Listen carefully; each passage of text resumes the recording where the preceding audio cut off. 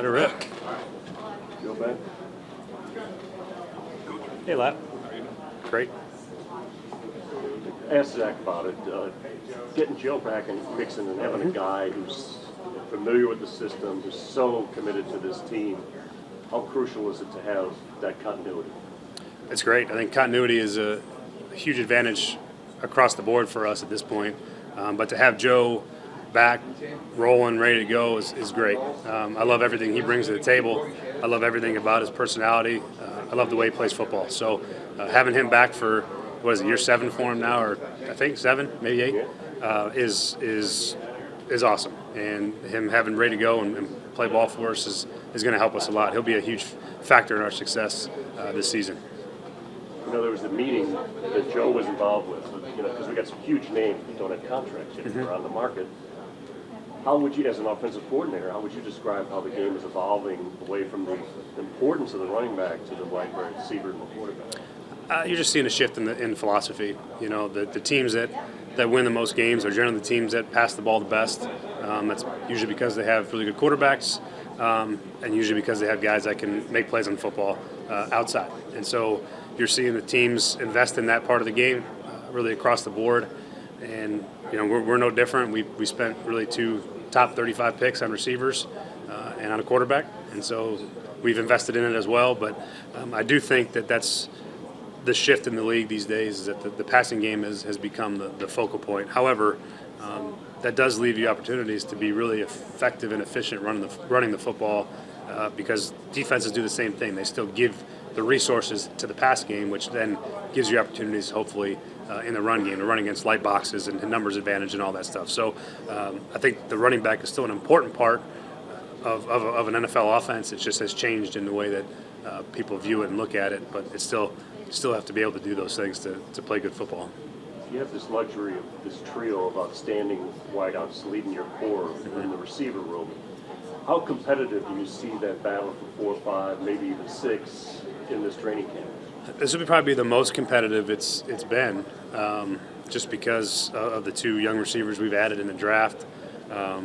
Guys that have been here that we feel really good about, like Trent Irwin and Trent Taylor, and then Kwame Lassiter was here last year too in the practice squad. So it's a really deep room from top to bottom. It's got a good blend of experience and youth, but those battles for that 4, 5, 6, I think are going to be, for those of you that like watching those types of battles, will be really fun. I think it's going to be a great battle to keep track of over camp because they're all really good players, and I think the guys that rise up are going to really help us this year. How much does it help to have T and Jamar and TB with these young guys and help increase their development faster than it might have been? It's great to have that kind of presence. I mean, those guys are all veterans now, even though they're still young players. TB, as the elder statesman, does a great job mentoring those guys, and you know, you like to have people show them the way, and I think that they do a great job with those young players and integrating them into the room and knowing that they can help us, and they try to do their best to give everything they can to let their improvement show too. So it's a great room. They're great people to be around, and it's going to be a huge help for those young guys to have that type of veteran presence in front of them. What was the thing in the offseason that you looked at and said this needs to be better going into this season? Quite a few things we looked at. You know, there's always places to improve. I thought overall in the situational categories we were pretty good. We'd like to just be better in those. We were, I think, finished 4th on 3rd down. I think we finished 4th in the red zone. You know, there's room for improvement.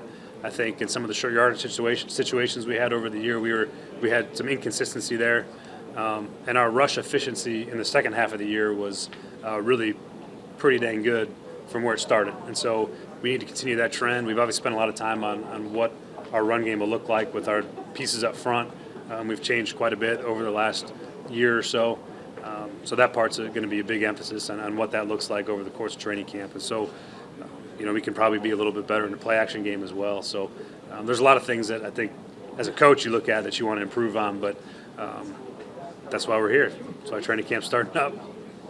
Flip side of that, what do you think you do best at this stage? I mean, offensively, what do you think you can hang your hat on no matter what anybody's doing? I mean, we can throw the football as good as anybody. That's obviously Joe, but that's also the rest of the guys in the passing game on the outside. winning, separating. I think our guys have a great understanding of what we do, what we ask them to do, the positions we put them in, and then they do a great job of executing that, winning one-on-one battles. And Joe obviously can put the ball just about anywhere he needs to. So we can lean on that, and we have. You mentioned a lot of analytics, statistics there. Which one, as that becomes more part of the game and you guys integrate together with that part of the staff, which ones stand out to you as big determining factors? I mean, just the general ones that I do think have real value and do paint a picture offensively. The EPA, the expected points, and EPA percentage, those things generally tell you if you're a good offense. I mean, you look at those numbers and they bear out that if you're leading in that category, you're probably pretty good on offense. There's a couple other ones that are a little bit telling. The DVOA is also another one that can paint a picture of your offensive efficiency, but the Kings are always going to be the situational, the third down, the red zone. Are you converting third downs? Are you scoring points in the red zone? Those are always going to be the teams that are good in those areas are generally going to be the top 5 offenses in football. How much have you had to familiarize yourself with some of these calculations of how these figures? Quite a bit. I mean, it's been a gradual increase for us.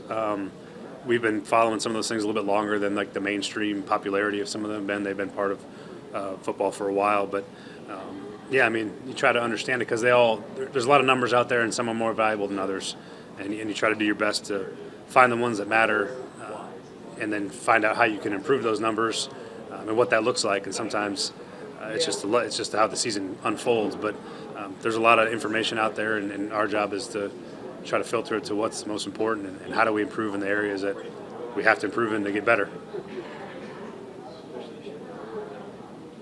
Anything else? Great. Appreciate it, guys. You, Zach, Duke, saw, because Irv Smith has been off the field a lot. But when he's on, he's Very good player. He could easily be what Hayden Hurst was to you last year. What is it about him that you've seen that says this fits us and this could really be a big piece? Well, he's a different player stylistically and physically than both Hayden and CJ Uzama, the last 2 tight ends we've had. But his role in the passing game is going to be unique because he's a more of a pass game friendly tight end. He's got great ability to separate, run routes at the top of routes. He's got a good catch radius. He's not quite as long as those other guys were, but he can run. He can stretch the field. So he's a unique piece that I'm excited about. We haven't had a player that fits that mold at tight end the way he does. So he's unique in that regard. And again, was a very good, highly rated college football player. Was a pretty high draft pick, and when he's played in Minnesota, he played well. And sometimes when you get guys in these opportunities that they know that it's not necessarily a make or a break, but you're trying to prove yourself, sometimes those guys really rise to the occasion. I think you saw Hayden Hurst did last year. We're hoping for the same thing from Irv, given an opportunity to really perform. Similar to Joe Mixon coming back, bringing Mitch back, how much does that help the tight end he's already in this system? That's a big deal because tight end's a really hard position to play. They have to do a lot in the run game and the pass game. They generally have to be special teams contributors if they're not the starter. And Mitch has been able to do all those things. And Mitch is homegrown for us. He's a guy that we've invested time in and trained.